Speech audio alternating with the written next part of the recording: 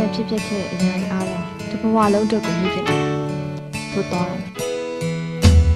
နောက်ဆုံးစကားမထားခဲ့တဲ့လွန်ချမ်းငယ်မတော့မေတ္တာလိုက်စမ်း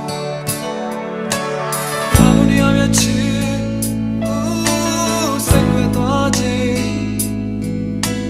ငါမသိခဲ့လိုက်ဘူးမင်းရဲ့ချစ်ဆိုတဲ့တိမ်ပဲများလေ